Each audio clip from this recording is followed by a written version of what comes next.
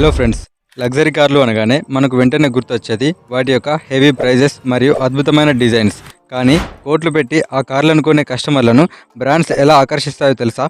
ఇక్కడే ఒక పెద్ద మార్కెటింగ్ సీక్రెట్ దాగి ఉంది. రోల్స్ రాయ్స్ ఎక్స్-సీఈఓ అయిన టోర్స్టన్ ముల్లర్ ఓట్వస్ ఒక ఇంటర్వ్యూలో ఒక అద్భుతమైన నిజాన్ని చెప్పారు. అదేంటంటే, లగ్జరీ కస్టమర్లు కేవలం ఒక కార్ను మాత్రమే కొనరు. వారు తమ స్నేహితులకు, కుటుంబ సభ్యులకు మరియు వ్యాపార భాగస్వాములకు గర్వంగా చెప్పుకోవడానికి ఒక కథను కొంటారు. ఆ కథలనే ఈ లగ్జరీ బ్రాండ్స్ అమ్ముతాయి. అసలు ఈ వరల్డ్ ఫేమస్ బ్రాండ్స్ తమ కస్టమర్ల మైండ్ సెట్తో ఎలా ఆడుకుంటాయో ఇప్పుడు చెప్తాను.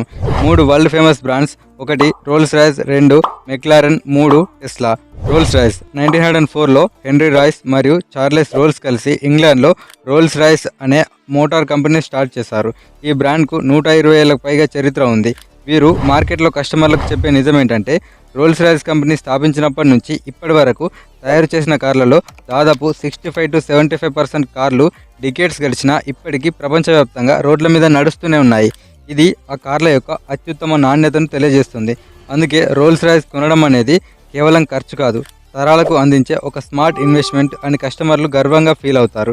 అలాగే రోల్స్ రాయ్స్ కార్లను ఆర్డర్ చేస్తే చేతితో స్వయంగా డిజైన్ చేసి ఇస్తారు. 2వది మెక్లారెన్. మెక్లారెన్ అనేది ఒక విజయవంతమైన బ్రిటిష్ స్పోర్ట్స్ కార్ల తయారీ సంస్థ. 1963లో బ్రూస్ మెక్లారెన్ అనే అద్భుతమైన రేసింగ్ డ్రైవర్ బ్రిటన్లో మెక్లారెన్ అనే మోటార్ రేసింగ్ బృందాన్ని స్థాపించాడు.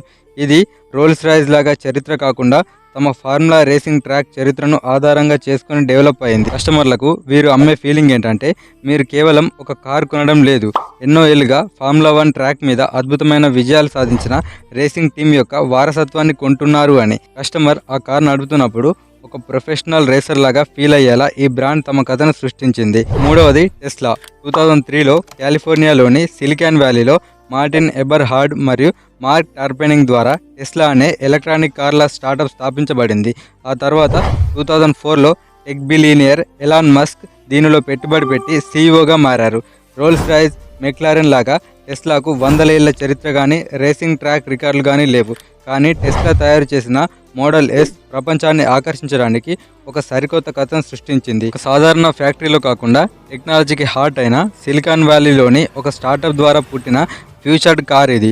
పైగా ప్రపంచంలోనే అత్యంత పాపులర్ అయిన ఎలాన్ మస్క్ ద్వారా సృష్టించబడిన అడ్వాన్స్డ్ కార్ మనం వాడుతున్నామనే గర్వాన్ని ఇది కస్టమర్లకు ఇస్తుంది. టెస్లా మార్కెటింగ్ అంతా ఫ్యూచరిస్టిక్ టెక్నాలజీ అనే కథ చుట్టూ తిరుగుతుంది. చివరకు మనం తెలుసుకోవాల్సింది ఏంటంటే, ఒక వస్తువును లగ్జరీగా మార్చేది కేవలం దాని యొక్క ప్రైస్ మాత్రమే కాదు, ఆ బ్రాండ్ వెనుక ఉన్న ఒక గొప్ప కథ.